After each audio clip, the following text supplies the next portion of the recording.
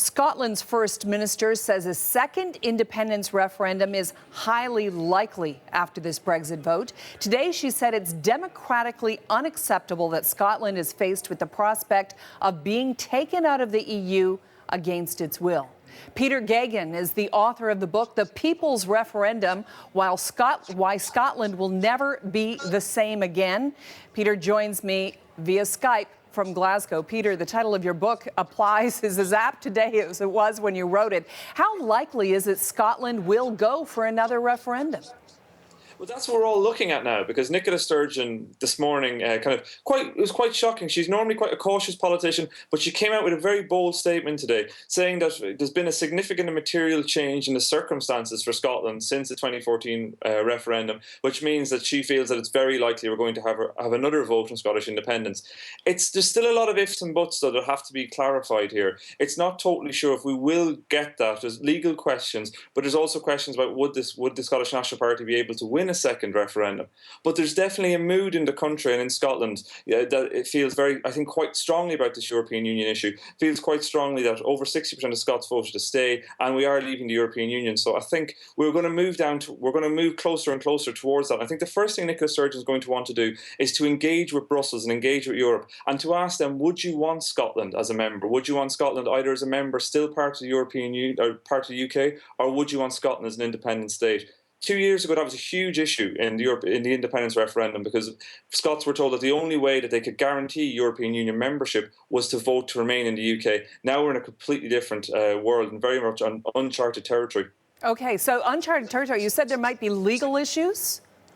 Yes, well, the original referendum that was held in 2014 was only allowed to happen due to a dispensation that was given by Westminster. The devolved Parliament in Scotland, which Nicola Sturgeon is the head of, does not actually have the authority to rule on the union between England and Scotland. Anything that's got to do with that has to come from Westminster. So it's almost certain that if we were to have another referendum, if it was to be legal, it would have to get the OK from Westminster, and that would mean David Cameron's successor. So it would have to be a Conservative Prime Minister. And to be honest, they are quite unlikely to oblige with another referendum. So there might be legal challenges and pitfalls along the way. Yeah, because there's so many people say Article 50 is so vague that no one really can interpret what it means. So it might be a long, protracted negotiation again. But that's not stopping Nicola Sturgeon. In fact, she had a lot to say pro-referendum today.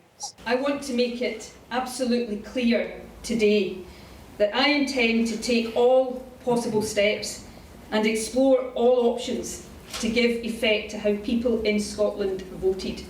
In other words, to secure our continuing place in the EU and in the single market in particular.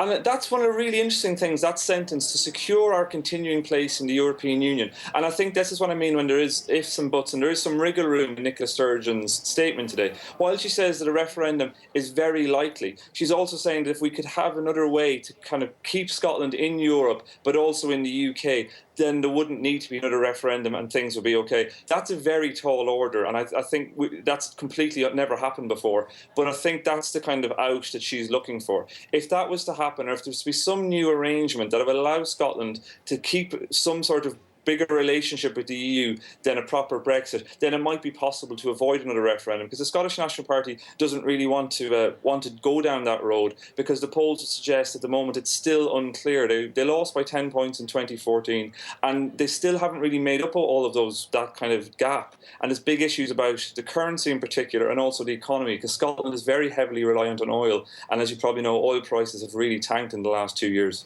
All right. Author Peter Geoghegan in Glasgow. Peter, good to talk to you again. Thank you.